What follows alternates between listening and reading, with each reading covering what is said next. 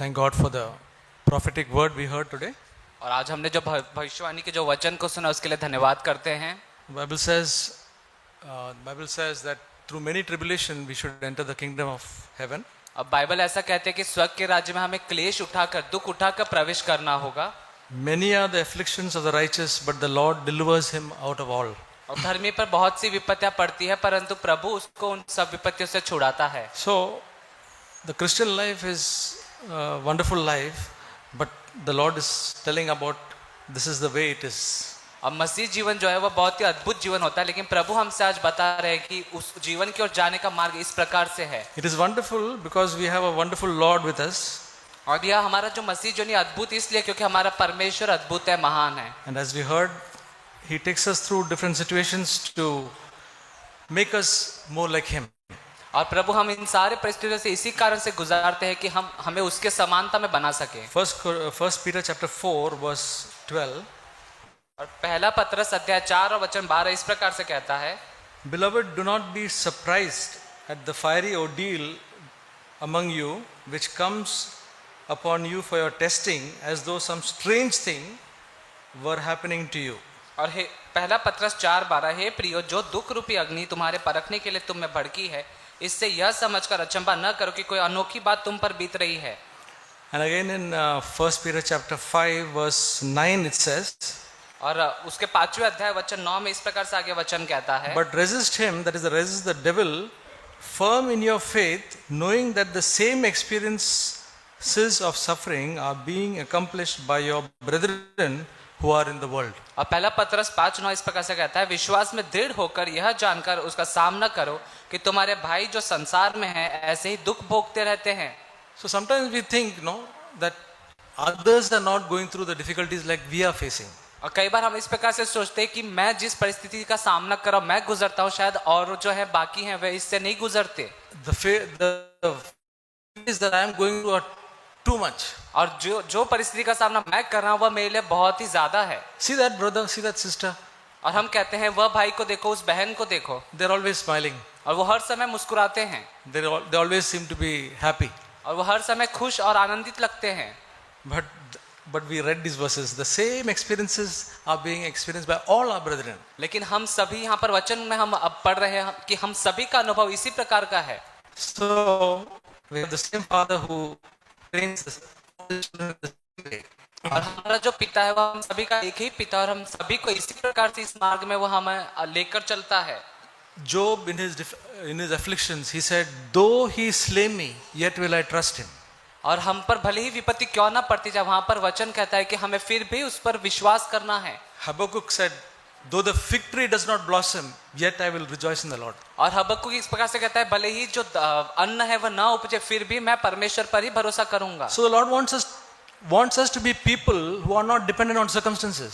और हम ऐसे लोग हैं जो परिस्थितियों पर हम अपना भरोसा नहीं रखते हैं। See, I was encouraged by this verse in Hebrews chapter 1. और इब्रानियों के अध्याय 1 में हम इस एक वचन को देखते हैं, The life of Jesus. यीशु मसीह के जीवन को हम देखते हैं। It says in Hebrews chapter 1 verse 9, और इब्रानियों अध्याय 1 वचन 9, Thou hast loved righteousness and hated lawlessness. Therefore God thy God has anointed thee with the oil of gladness above thy companions. तूने धर्म से प्रेम और अधर्म से बैर रखा, इस कारण परमेश्वर ने तेरे साथियों से बढ़कर हर्ष रूपी तेल से तुझे अभिषेक किया। For Jesus, he did not have to think to produce joy. Joy was already there in him. और यीशु मसीह के लिए आनंद को पैदा करने की आवश्यकता नहीं होती थी, क्योंकि वह हर समय आनंदित रहते थे। He wants even us not to produce some joy, but the joy should be there within us. और वह हमसे भी यही आशा रखते हैं, चाहते हैं कि हम भी आनंद की बात आती है हम उसे पैदा ना करने पाए, परंतु हमारे अंदर से उमड़ने पाए। One of the ways is love righteousness and hate lawlessness. हमें केवल एक काम करने की आवश्यकता है कि हमें धार्मिकता से, धर्म से प्रेम करना और अधर्म से बैर करना है। I was thinking about this righteousness. What is righteousness and what is lawlessness? मैं इस बात पर विचार कर रहा था कि ये धार्मिकता से प्रेम करना, धार्मिकता क्या है, और बुराई से, दुष्टता से, अधर्म से बैर रखना क्या है। Jesus only wanted to do the will of the Lord. यीशु मसीह हर समय परमेश्वर की इच्छा को पूरी करना चाहते थे, Without exception. और किसी और बहाने के द्वारा। If you say, "So this small thing is okay," और ऐसा नहीं कि एक छोटी सी बात है, हाँ ठीक है, not for Jesus. यीशु मसीह के लिए ऐसा नहीं था। That is righteousness. यही धार्मिकता है। He loved righteousness. और यीशु मसीह ने धार्मिकता से प्रेम किया। What is lawlessness? लेकिन धर्म से बैर करना क्या है? To do our own thing. लेकिन हम अपनी ही इच्छा को, अपनी ही कार्यों को पूरा करना, To want to be higher than somebody. कि किसी और से हम और ज्यादा अपने आप को ऊंचा उठाएं, To want a name for this, for ourselves. कि हम औरों के सामने अपने आप के नाम को कमाएं। He wanted to go down. लेकिन यीशु मसीह स्वयं नीचे जाना चाहते थे। I have this in my life, then the oil of gladness will be there in me. और मैं अपने जीवन में इस बात को चाहता हूँ कि वह अभिषेक का जो तेल है वह मुझ पर उमड़ता रहे। One more verse I'll share and that is in John chapter 8 verse 29 is a very challenging verse for me. और यूहन्ना के अध्याय 8 में एक वचन को हम देखते हैं जिसने मेरे जीवन को चुनौती दी है। 8:29. और यूहन्ना अध्याय 8 वचन 29। I fail so many times, but this is my goal in my life. और यह मेरे जीवन का उद्देश्य है। He who sent me is with me. He has not left me alone, for I always do the things that are pleasing in his sight. और मेरा भेजने वाला मेरे साथ है, उसने मुझे अकेला नहीं छोड़ा, क्योंकि मैं सर्वदा वही काम करता हूँ जिससे वह प्रसन्न होता है। Yeah, Jesus said that he who sent me is with me. He has not left me alone. और यीशु मसीह ने कहा कि मेरा भेजने वाला मेरे साथ है, उसने मुझे अकेला नहीं छोड़ा है। For I always do the things that are pleasing in his sight. क्योंकि मैं केवल हमेशा वही काम करता हूँ जिससे वह प्रसन्न होता है। That is what I desire in my life more than anything else now. और यही वह बात है, मुख्य बात जो मैं अपने जीवन में किसी भी बात से ज्यादा बढ़कर चाहता हूँ। I thank God for all the words of encouragement I could hear from here. और उत्साहित करने वाले प्रोत्साहन के वचनों के लिए धन्यवाद करता हूँ जो मैंने आज यहाँ पर सुना है। When thinking about being joyful or rejoicing during the sorrow, there are times I found very difficult in my life. अब जैसे कि हमने सुना कि दुख और तकलीफों क्लेशों के बीच में हमें आनंदित होना है, मग्न होते रहना है, और यह मैंने अपने जीवन में बहुत ही कठिन बातों को पाया है। There are times that when we goes everything well, it's easy to rejoice. और ऐसा समय हमारे जीवन में जब आता है जब सारी बातें अच्छी होती है और उस समय आनंद करना अलग होता है। When we go through suffering, trials, when we go through sorrows, लेकिन जब हम दुख तकलीफ समस्या से होकर गुजरते हैं, वेदनाओं से होकर गुजरते हैं, sometimes it makes us to think that is it because of my sin? और कई बार हम यहाँ तक मजबूर हो जाते हैं, यह सोचते हैं कि क्या यह सब मेरे पापों के कारण तो नहीं। Yes, maybe because of some sin also we go through suffering. That's why Peter also encourages, do not suffer as a murderer, thief, or evildoer, or meddler. लेकिन हाँ, यह भी होता है कि कई बार हमारे ऐसे कुछ पाप करने के कारण हमें उसके कारण दुख और वेदना भोगने पड़ते हैं। इसी विषय में प्रेरित पतरस जो है हमें उत्साहित करके कहते हैं कि कोई अन्याय सहकर दुख ना उठाने पाए। When we know God is so faithful, Bible says, when we confess, when we repent from all our sin, He is faithful to forgive us and cleanse us. लेकिन बाइबल जैसा कहते हैं कि यदि हम अपने पापों को मान लेते हैं तो यीशु मसीह विश्वासियों के धर्मी है, हमें धोकर शुद्ध और साफ करने के लिए। And also sometimes we feel that is it lack of my faith I suffer? और कई बार हम ऐसा भी सोचते हैं अपने विषय में कि क्या मेरे अंदर विश्वास की कमी के कारण मैं यह दुख और वेदना को भोग रहा हूँ। Yes, sometimes I also go through because of lack of faith also we have experienced the sorrows and suffering and discouragement. और मैंने अपने जीवन में पाया कि कई बार हमारे अंदर विश्वास की कमी होने के कारण भी हम दुख और तकलीफ का सामना करते हैं। But when look into the all heroes of faith, every man, even today we heard about Abraham, the father of faith.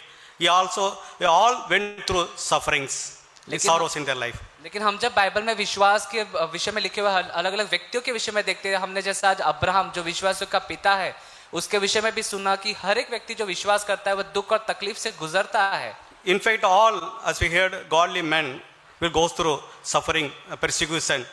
Even though we have decided to live a godly life, all will go through, Bible says. और जैसे कि हमने भक्ति में परमेश्वर के पुरुषों के विषय में, जनों के विषय में भी सुना कि हर एक वह व्यक्ति दुख और तकलीफ वेदनाओं से होकर गुजरता है और हम सभी को भी इस दुख तकलीफ से गुजरना है। Word of God gives sufficient encouragement during those suffering sorrows. How I can be still rejoicing? That's what we hear today. लेकिन आज हमने यही बात को पाया है और सुना है कि जब हम दुख तकलीफ से होकर गुजरते हैं, परमेश्वर हमारे लिए पर्याप्त है, वह हमें सांत्वना और उसके बीच में उत्साहित करने के लिए। When we understand the benefits of suffering, we will be encourage ourselves to during those sufferings.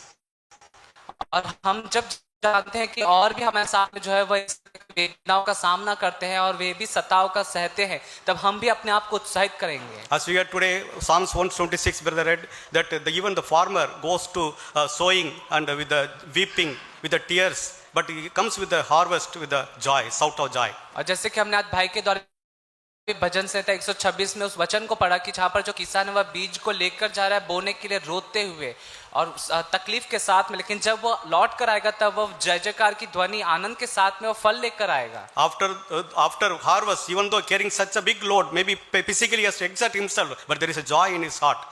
और यहाँ तक कि जो कटनी के बाद का वह फल होता है उसके बावजूद उसके हृदय में कोई बोझ हो सकता है, लेकिन फिर भी वो आनंद और जय जयकार के साथ में आएगा। Jesus also said about a woman, about pregnant woman in the John chapter 16 verse 20-22. We read that how the pregnant woman thinking about going to see the child soon, or after seeing the child, she forgets all the pain, suffering what she went through. और हम वहां पर देखते हैं कि एक स्त्री के विषय में जहां पर यीशु मसीह के पास में वो पापनी स्त्री आती है और यूहन्ना अध्याय 6 में, और वहां पर वो अपनी सारी दुख और तकलीफ को यीशु मसीह के सामने वहां पर भूल जाती है। When I meditate about all the benefits of suffering, I get encouraged from the word of God. और इन सारे तकलीफ और वेदना सहना लोगों के विषय में जब हम सुनते हैं उसके द्वारा हम वहां पर अपने आप के विषय में उत्साहित अनुभव करते हैं। The benefits we hear, that one is that God through Peter, First Peter, we hear that he tests our faith and he strengthens our faith during the sufferings. और जैसे हम पतरस की पहली पत्री में पढ़ते हैं कि वो जब परमेश्वर हमें परखते हैं, हमें क्लेशों के द्वारा परखते हैं, हमारे विश्वास की परख होती है। How the gold is one goes through the fire, the testing, same way when we go through fire of suffering in our life, that's where all the chaffs in us, in me, get burned up.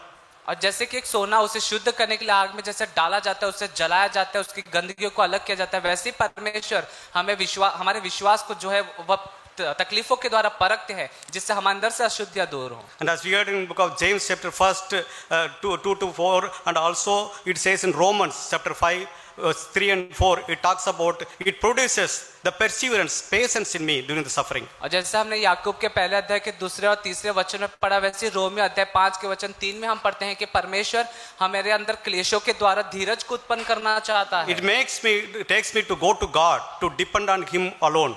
यह मुझे इस प्रकार से ऐसे बना देता है कि मैं हर समय अपनी जरूरतों के लिए परमेश्वर के पास जाऊं, परमेश्वर पर पूरी तरह से निर्भर हो जाऊं। Not to depend on myself or not depend on any human being, but only you can go to God when we cry God. God is there to comfort us. कि मैं अपने आप पर भरोसा ना रखूं, मैं किसी मनुष्य पर भरोसा ना रखूं, लेकिन हर समय अपनी बातों के लिए मैं परमेश्वर के पास जाऊं और उसी पर केवल भरोसा रखूं। When 2 Corinthians chapter 1 it talks about verse 3-5, the God of all comfort, He comforts those times we go through affliction, suffering. When people cannot understand, God can comfort us.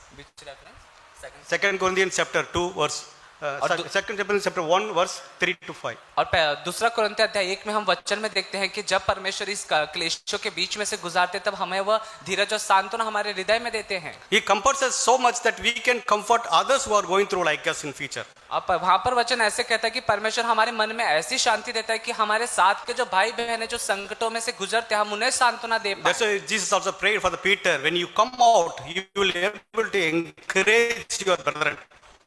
पतरस भी कहता है कि जब आप उसमें से बाहर निकलेंगे तब आप अपने भाइयों को भी सांत्वना और शांति दे पाएंगे। Psalmist says, when before I go through affliction, I was going astray, but today I learn obedience when I go through suffering. और एक भजन संहिता में भजन का जो इस प्रकार से कहता है कि जब मैं तकलीफ से होकर नहीं गुजर रहा था, मैं नाश होने जा रहा था, लेकिन जब मैंने उस तकलीफ का सामना किया मैंने आज्ञा का पालन करना सीखा। When we understand the benefits, we all get encouraged during those affliction.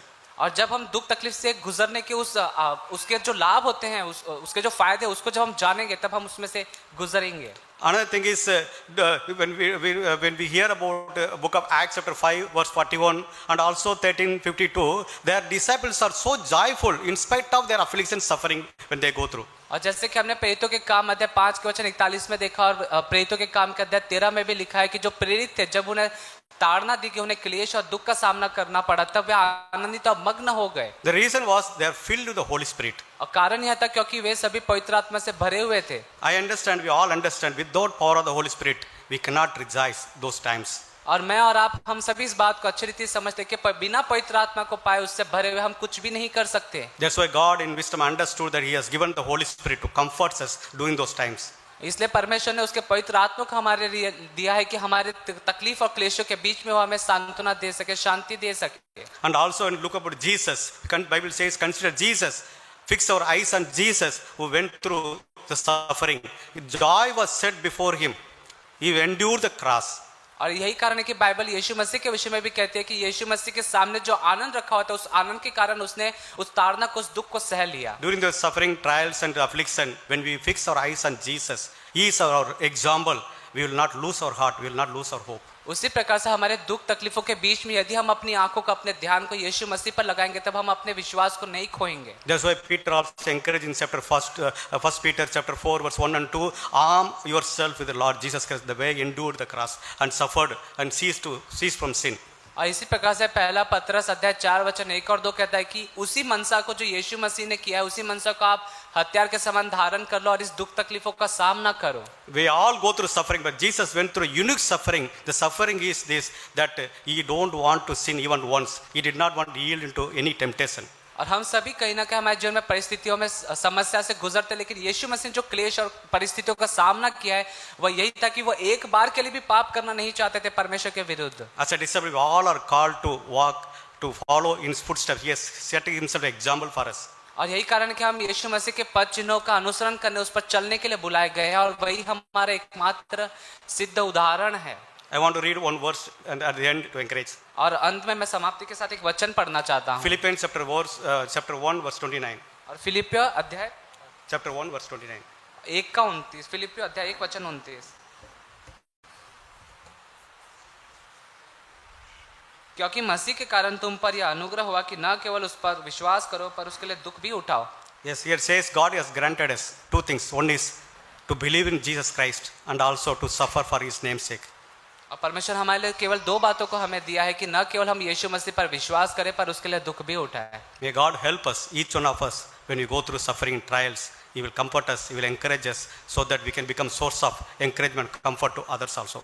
Amen. परमेश्वर हम सभी की सहायता करें। जब हम हमारे जीवन में दुख तकलीफ से होकर गुजरते हैं, तब परमेश्वर हमें ऐसी शांति और सांत्वना को हमारे हृदय में देके हम औरों को भी जो दुख तकलीफ में उनको शांति दे सके। आमीन। Rejoicing in the Lord. प्रभु में आनंदित रहो। Everyone has heard the word. क्या आप सभी ने इस वचन को सुना है? All are rejoicing in it. और क्या आप सभी उसमें आनंदित होते हैं? Here's an example. यहाँ पर एक उदाहरण है। The example I'm saying is why, because I mostly speak on the reality of life. और मैं यहाँ पर उदाहरण के विषय में इसलिए कहता हूँ क्योंकि मैं I mostly speak on the reality of life. क्योंकि मैं जीवन की वास्तविकता के विषय में अधिकतर बातें करता हूँ।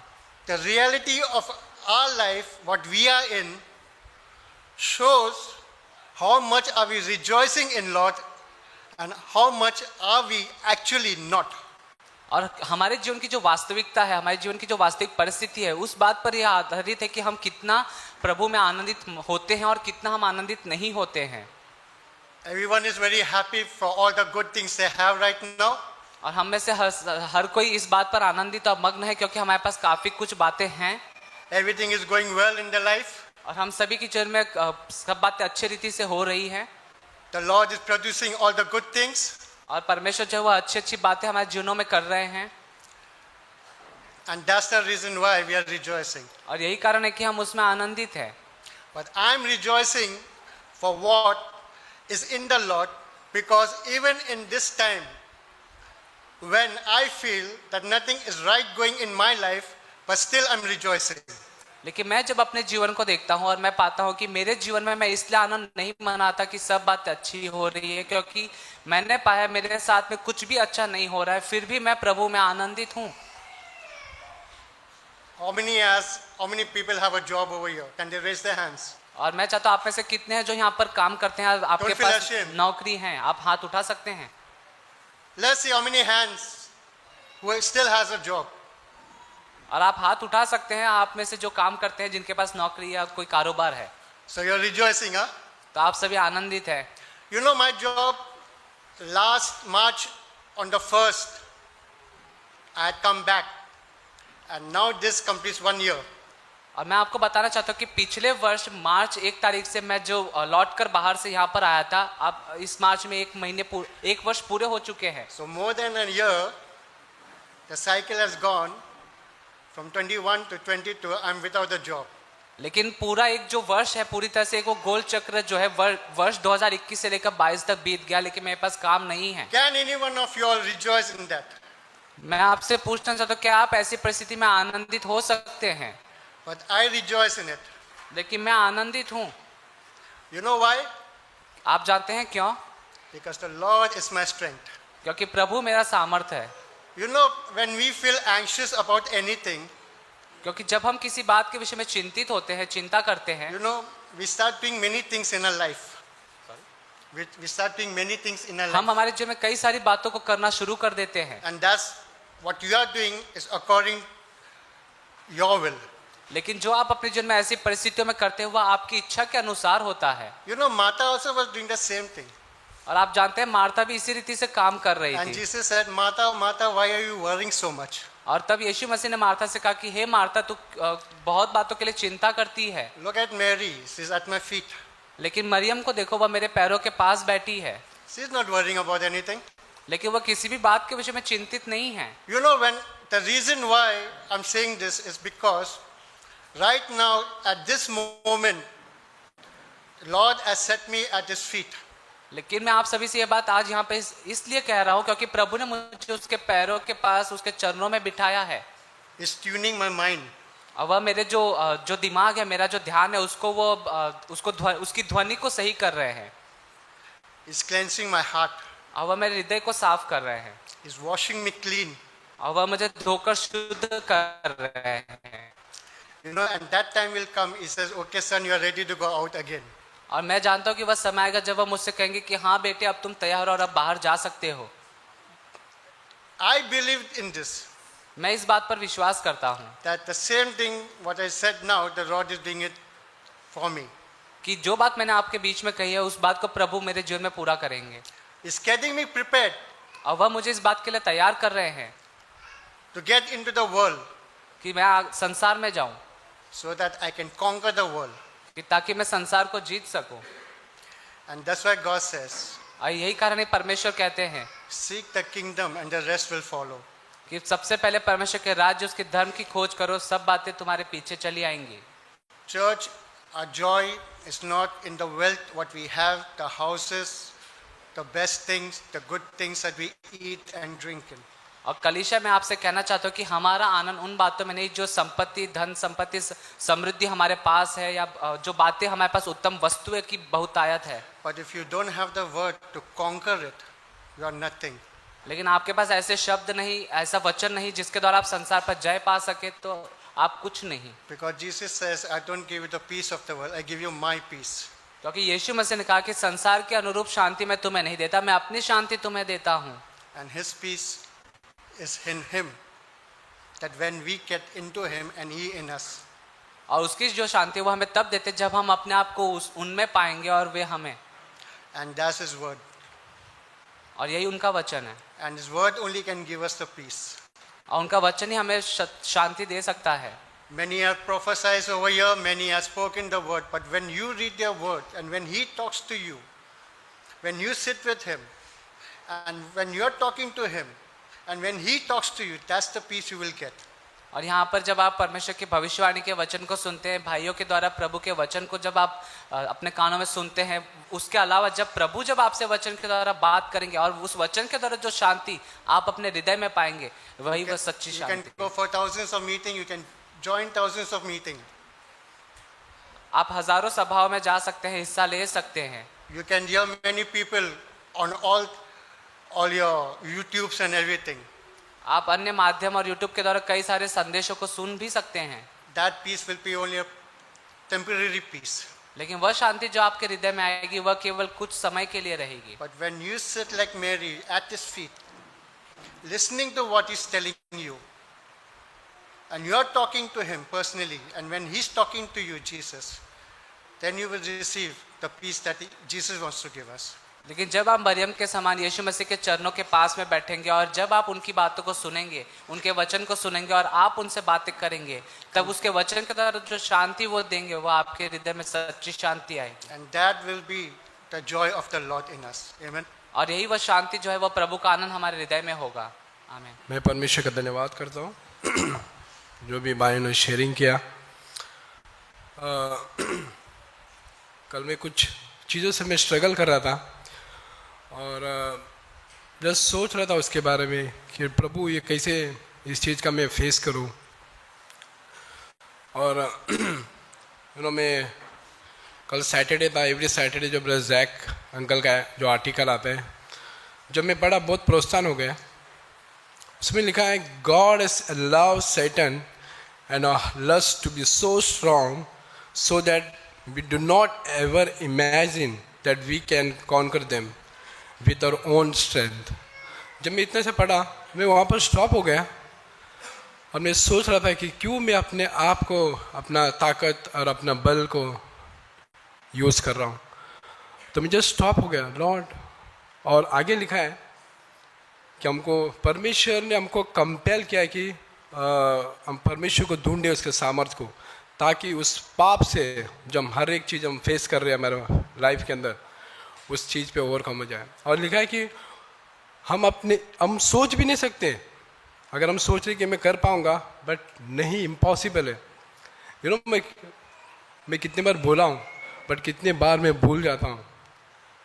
तो मैं प्रभु को धन्यवाद करता हूँ, इस आर्टिकल के द्वारा प्रभु ने मुझे रिमाइंड किया और मुझे प्रोत्साहन दिया। और आगे इस तरह से लिखा है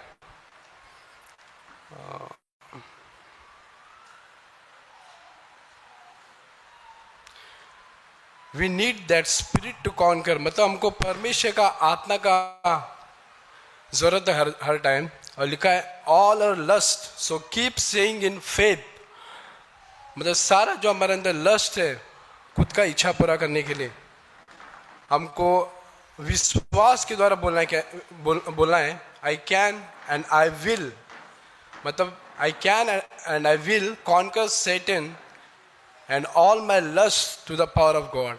ये जब मैंने पढ़ा मेरे को बहुत टच हो गया। मतलब प्रभु मुझे बाय फेथ, विश्वास के द्वारा, कि मैं हर दिन ये चीज़ में बोलना चाहता हूँ। प्रभु को धन्यवाद हो।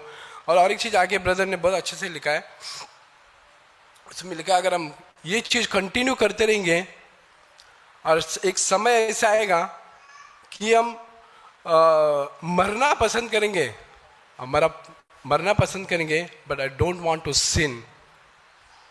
मेरे को वो भी बहुत छू गया। लॉर्ड मुझे उस स्टेज पे पहुंचना है, भले मैं मरना पसंद करूंगा, but I don't want to sin against my saviour. आमीन। ब्रदर अबू से एक आनंद मनाने के बारे में हमने सुना।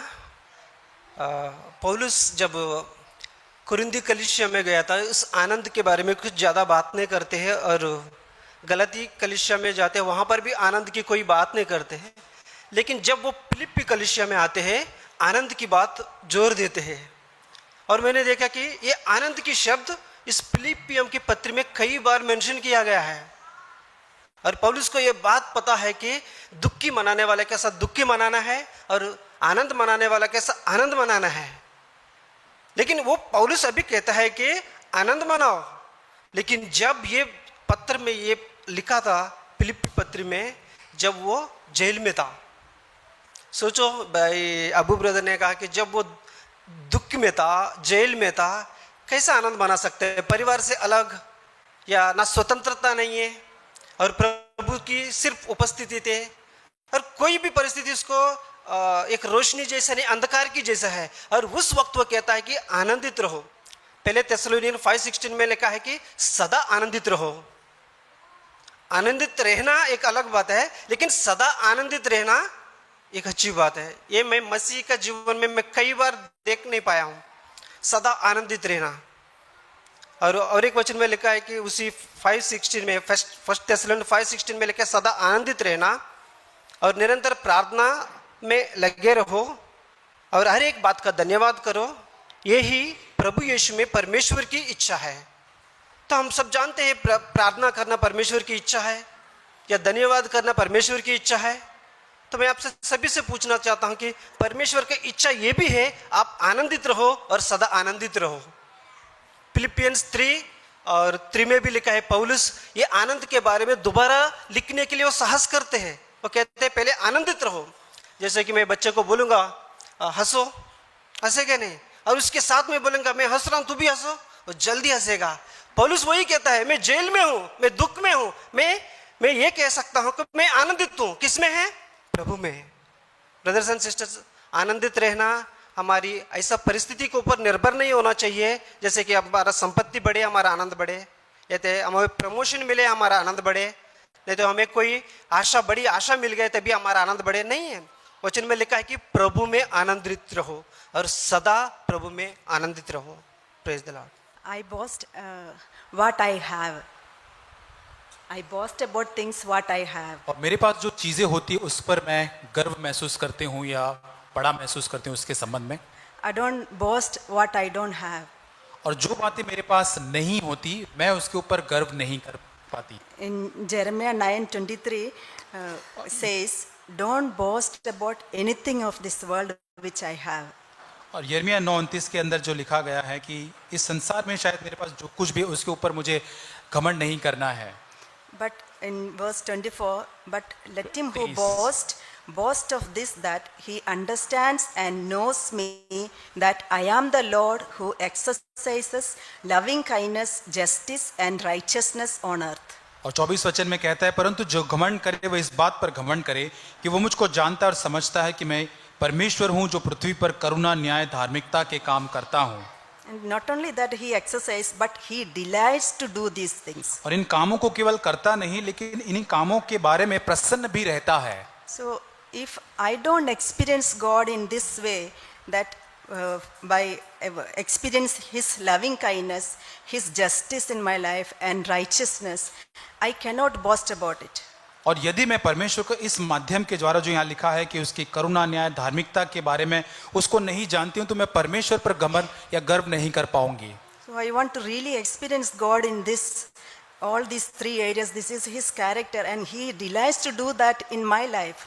और ये 3 क्षेत्रों के अंदर जो करुणा, न्याय, धार्मिकता जो है उसके अंदर मैं आनंदित होना चाहती हूँ और वो प्रसन्न होता है इस कार्य को मेरे जीवन में करने से। Something last 2-3 weeks, this verse was coming to my heart many times in Luke 18:7 and 8. और लूका 18:7 और 8 वचन पिछले 2-3 सप्ताह से मेरे मन में आ रहा था। Now will not God bring about justice for his elect who cry to him day and night, and will he delay long over them? I tell you that he will bring about justice for them quickly. और अतः क्या परमेश्वर अपने चुने हुओं का न्याय न चुकाएगा जो रात दिन उसकी दुहाई देते रहते हैं, और क्या वो उनके विषय में देर करेगा? मैं तुमसे कहता हूं वह तुरंत उनका न्याय चुकाएगा। पर मनुष्य का पुत्र जब आएगा तो क्या वह पृथ्वी पर विश्वास पाएगा? So all the inheritance in Christ, if I am crying about for that day and night or having a burden to receive that in my life, he will bring me justice. और यदि सारी बातें जो जिनके लिए मैं दिन रात परमेश्वर के सामने पुकार रही हूँ, परमेश्वर मांग रही हूँ, परमेश्वर जरूर उन बातों को मेरे जीवन में न्याय चुकाएगा। So and other things which I am crying out to him, especially for the dear ones' salvation, he will bring me justice. और भी जो चीजें हैं जो और अन्य लोग जो मेरे प्रिय लोग हैं उनके उद्धार के बारे में परमेश्वर को मैं पुकार रही हूँ, उस क्षेत्र के अंदर भी परमेश्वर मेरा न्याय चुकाएगा। He will not delay. और उसमें परमेश्वर देरी नहीं करेगा। So that justice I need to experience in many areas of my many things I am facing. I need to experience, then only I can boast about it. और बहुत सारे क्षेत्रों के अंदर इस क्षेत्र को जहां पर मैं इस बात को अनुभव कर रही हूँ, मुझे इन सारे सामना करते हुए इन सारे क्षेत्रों के उस न्याय का मुझे अनुभव करना है, तभी मैं उस न्याय को मेरे जीवन में देख पाऊंगी। I really want to experience God in these three areas, and I want to be a daughter who to boast about it, and my father who delights to do that in my life. और इन 3 क्षेत्रों के अंदर मैं परमेश्वर में बढ़ना चाहती हूँ और मैं ऐसे बनना चाहती हूँ जहाँ पिता मुझ पर गर्व कर सके, मुझ पर प्रसन्न कर सके।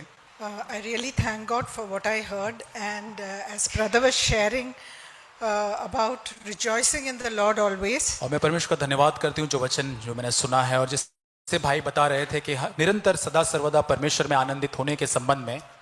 I was thinking about something that came to my mind was the Bible study that we were doing last week was from Hebrews chapter 1, where it says that in verse 1 and 2 it says, God, after he spoke long ago to the fathers in the prophets in many portions and in many ways, in these last days has spoken to us by his Son.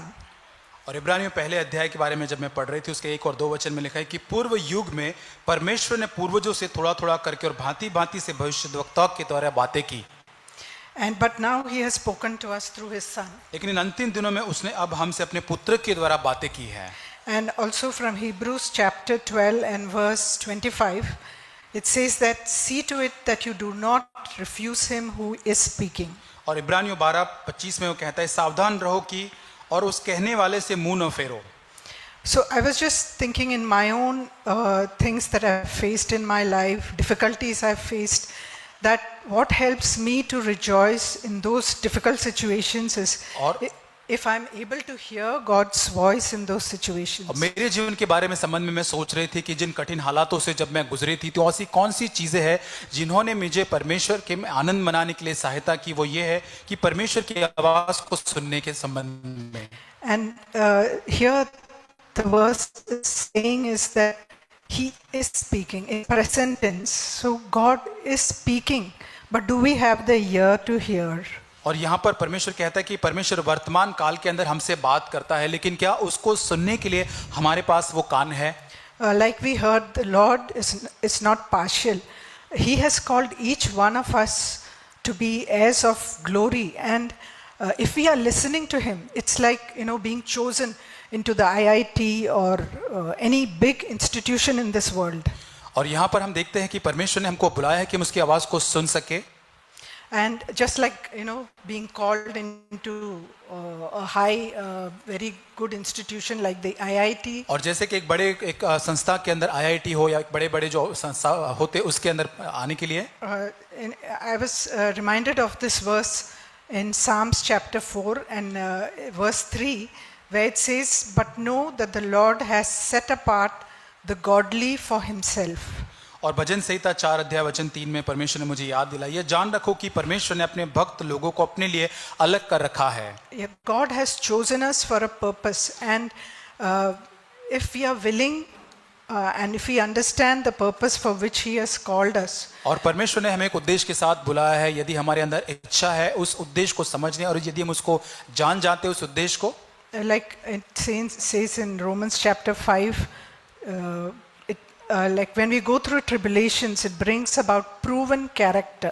और Romeo की पत्री उसका 5 अध्याय में जब उस नाना प्रकार की परीक्षा के अंदर हम जब गुजरते हैं तो हमारे अंदर एक चरित्र का निर्माण वो करता है। So in verse 7 of chapter Psalms chapter 4, it says that thou hast put gladness in my heart more than when their grain and new wine abound.